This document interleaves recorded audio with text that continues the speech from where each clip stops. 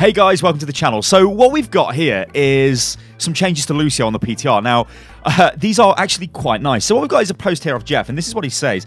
We've increased the boost he gets off walls, but there was an extra vert component that wasn't increased proportionally, so that's probably why he feels heavy. He isn't getting as much lift as before. We're going to do another PTR patch today. I'll see about getting this vert boosted as well, and he has. So what you can see in the background here is me using Lucio to jump off walls. Basically what this means is when you disconnect from a wall, if you jump literally within half a second of disconnecting, you will get a speed boost. But you can now do this a lot more reliably without having to use middle mouse scroll or anything crazy like that. You can just use jump commands and it's kind of easy. So it's a good change, and I think Lucio, yeah, that's good. We like to see that. But also they have said they want to increase the speed of Lucio anyway, so that'll be interesting to see.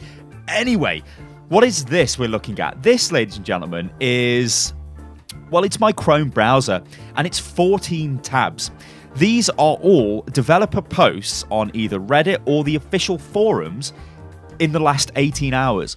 The reason why I want to show this and put this into a video is because I've noticed a lot of people out there are like, oh, the devs, you know, they don't interact with us, they don't tell us any information, blah, blah, blah. And it is absolutely not the case. And it really does frustrate me as well, because I know a lot of these guys. I've met a lot of these guys. Like, I've met Jeff, Tim, Will, Scott, like loads of these guys. I've met tons of them. And I can tell you right now, hand over heart, all of these guys are fans of Overwatch. I mean, hell, they've made the game, but also they clearly enjoy the game. It's like a passion project for them, right? It is as much their life as it is, you know, our life playing the game a lot. Like, they play this game, they build this game, they interact with the community. So the fact that they are so open with us and the fact that they post so often and give us tons and tons of feedback is awesome. Now, obviously, sometimes there will be disagreements. Sometimes we'll be saying things like, you know, why the hell have you made this change? What's going on here, Blizz? Blizz, what are you doing? Because sometimes there will be disconnect. But the difference between this game's development team and every other development team I've seen for any other game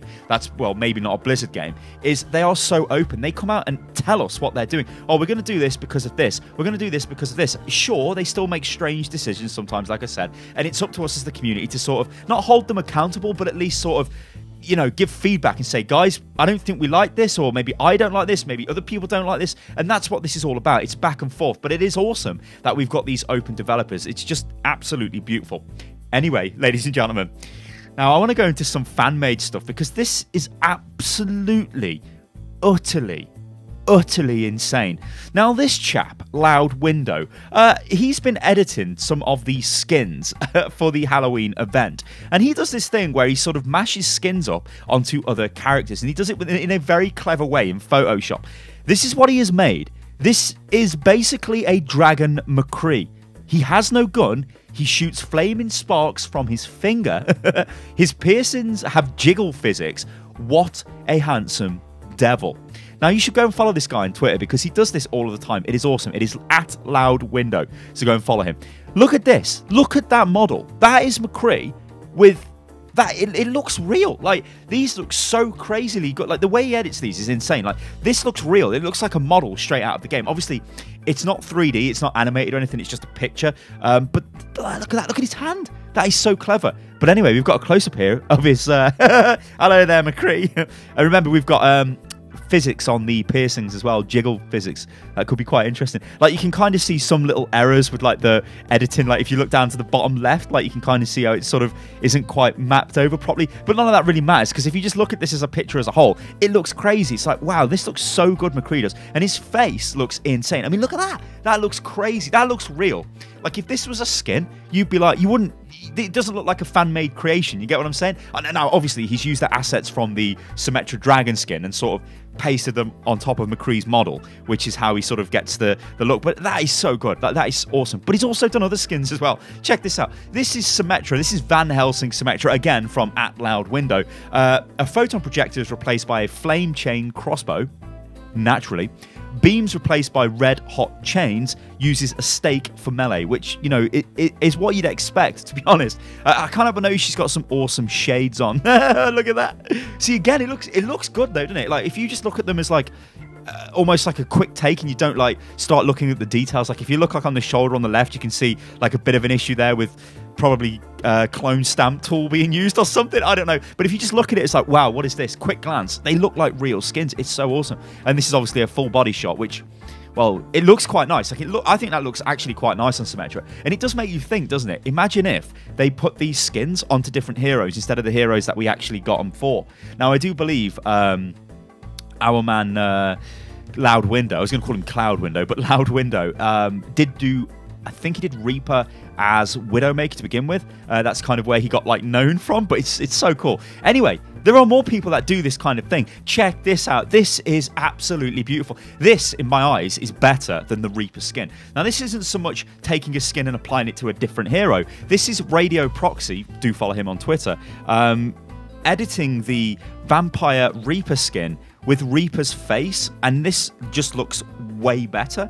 Like, the one we've got, I think that's okay. It's probably, like, when I look at all the legendary skins, it's probably the least sort of, like, wow factory legendary skin, because it looks kind of similar to Reaper anyway, because Reaper does have a skull for a face, like, his mask on. It doesn't look too, like, drastically different. What I will say about that skin, though, is the weapon models are really, really good, and the thing with Reaper skins for me, it's generally the weapon model that I select them based on, just because, like, it takes up so much of the screen with Reaper, so that it is really nice in that respect. However, this, in my opinion, would have been a much better skin. He actually looks like Dracula. That looks awesome. I think that is just so good. I mean, look at this. Look at the close-up shots. Look at that. Look at his face. That's, like, that's great. Like, that's such a really good edit as well. That's awesome. And then we've got, obviously, a full body shot with his awesome shotguns, which I do like. But yeah, there you go, guys. I thought it would be interesting just to show up some of this, like, these are not they're not really fan skins, are they? They're like edits of skins, but it's so cool to see it, because just to be able to visualize the skins on different heroes is just fantastic. Awesome. Anyway, guys, I've been Stylosa, and this is Unit Lost. So what I want to end the video on is some of the confusion which is being caused by PTR. And let me just break this down. So PTR is not the live service. PTR is where Blizzard tests things out. They make changes. I cover the PTR because it gives us an idea as to what's going on with the hero. So when I make the videos on Mercy saying, oh, you know, Mercy has been buffed, and people are saying, Sty, she's not been buffed. What are you talking about? This is a nerf.